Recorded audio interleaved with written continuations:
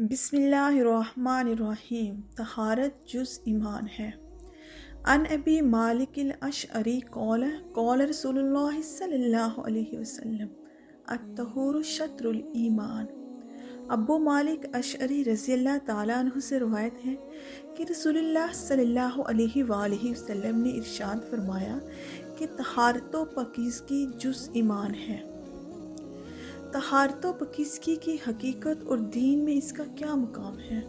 اسلام میں طہارت و پاکیزگی کی حیثیت صرف یہ نہیں ہے کہ وہ نماز، تلاوت قرآن، طواف کعبہ جیسی عبادت کے لیے لازمی شرط ہے، بلکہ قرآن و حدیث سے معلوم ہوتا ہے کہ وہ بجائے خود بھی دین کا ایک اہم شعبہ اور بذات خود بھی مطلوب ہے۔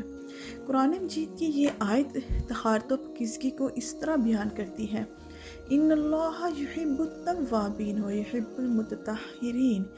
اللہ تعالیٰ توبہ کرنے والوں سے محبت کرتا ہے۔ ان اللہ یحب التوابین، اللہ تعالیٰ توبہ کرنے والوں کو پسند کرتا ہے۔ ویحب المتطہرین، اور پاک صاف رہنے والے اپنے بندوں کو محبوب رکھتا ہے۔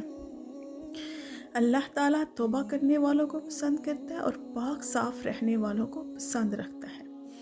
قبا کی بستی میں رہنے والے اہل ایمان کی تعریف میں قرآن مجید کا یہ ارشاد ہے: فیہ رجال یحبون ان یتطہروا واللہ یحب المتطہرین۔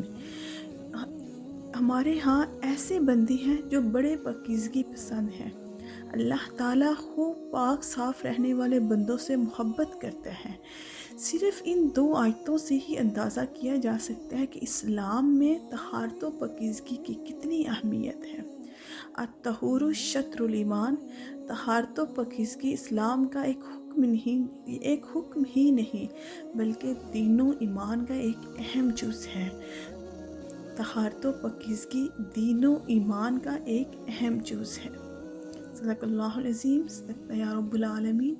ویڈیو اچھی لگی ہو تو لائک، شیئر اور سبسکرائب کیجیے۔ فی امان اللہ۔